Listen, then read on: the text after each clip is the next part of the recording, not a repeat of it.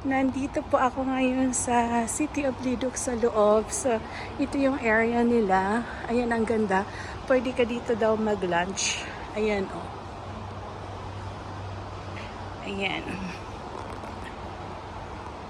Ganda. Kahit hindi ka dito nakatira, or may nagtatrabaho sa City of Lidok, pwede ka dito mag-lunch. Ang ganda ng mga halaman.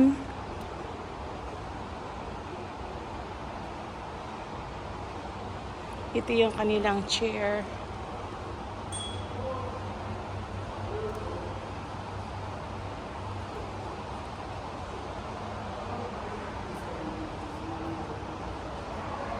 Yun ang asawa ko nagchika-chika. This one is the tulips. And what do you call this one? Daffodil. Daffodil. They're beautiful. And that one there, it should be apple crab. Crab apple. And this is my husband walking. I'm following him. I'm stalking my husband.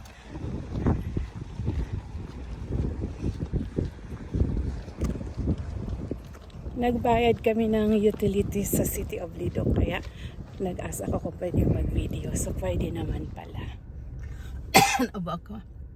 Ayan, pa uwi na kami maaga. Pinauwi ngayon at holiday sa Monday. Grabe, oh. Hindi ako nagkulay ng buhok. Talagang maputi na talaga pala.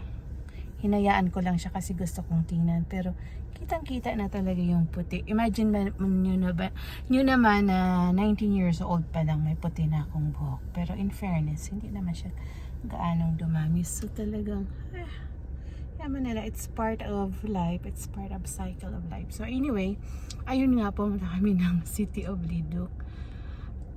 Akala ko hindi pwedeng mag-video sa loob. Kaya nagpaalam pa ako. So ayun. Masaya naman. Gusto ko pa sanang maglakad sa park kaso nagmamadali at uwi na daw kami. Bakit nga ba mahilig ang mga Pilipino sa longganisa?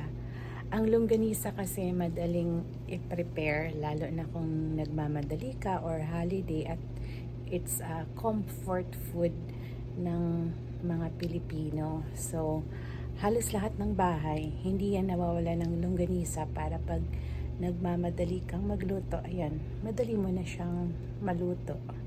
Kaya kami dito sa Canada din, meron din kami mga stock ng longganisa. Available din naman kasi siya sa Costco. So ayan, pag nag-crave ako ng pagkain Pilipino, nagluluto kami ni Mouse ng longganisa. Kaya ngayong araw na to, iyan ang napag-usapan namin na magluluto siya ng longganisa. Ako naman ay fried rice. Long weekend ngayon, ngayong umaga, kami ay magluluto ng pagkain Pinoy, fried rice at saka longganisa. So ayan, ang akin namang role ay magluto lang ng fried rice. Si Mouse naman ang longganisa. Magandang i-partner talaga sa longganisa ang fried rice. So may leftover kami na fried rice. Kaya ayan ang aking piniprepare. So dito sa Canada natuto pa akong gumamit ng ready-made na garlic. Yun ang ginamit ko dito at saka butter sa sasangag. Samantala naman si Mouse ay nagpe-prepare naman na magluto ng longganisa na ilaga na niya yan. So ngayon, iluluto na lang siya ng konti sa pan hanggang maging lightly brown. Gusto ni Mouse ng ganitong way kasi na babawasan yung grease in which kung kaming mga Pilipino ang magluluto, ilalaga lang namin ito siya sa tubig hanggang mag-dry na tapos hanggang maluto na yung longganisa. Pero mas gusto ko yung ways ni Miles kasi ilalaga tapos saka mo siya iluluto sa frying pan. Yan, nakikita ninyo. So habang niluluto niya yon, ako naman nagluluto din ng fried rice.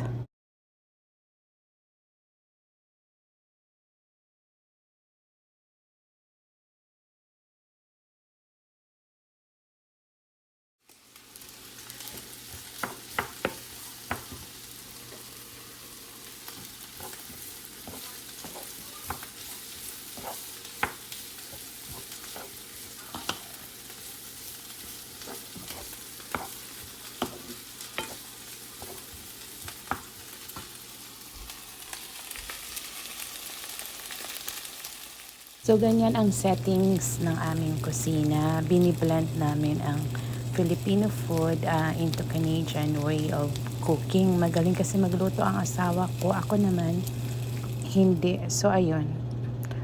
Mas minsan siya ang laging nasusunod kung ano ang lulutuin namin. Minsan naman, joint force. Kagaya ngayon, joint force kami magluto ng Filipino food. Pero, maganda rin at may mga natutunan din ako na i-improve namin yung mga ways ng pagluluto and result din naman siya pareho na nakakain. Kaya ayun, open lang kung ano yung the best na pamamaraan ng pagluluto. Lutuin na para maging dry a little bit.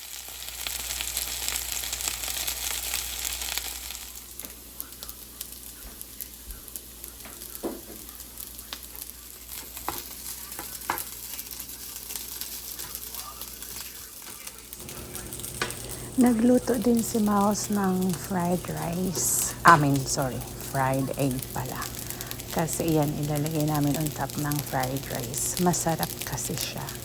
So, ayan lang po. Yan ang simple naming agahan, panimula ngayong Victoria Day. So, ayan po. Maraming salamat sa inyo.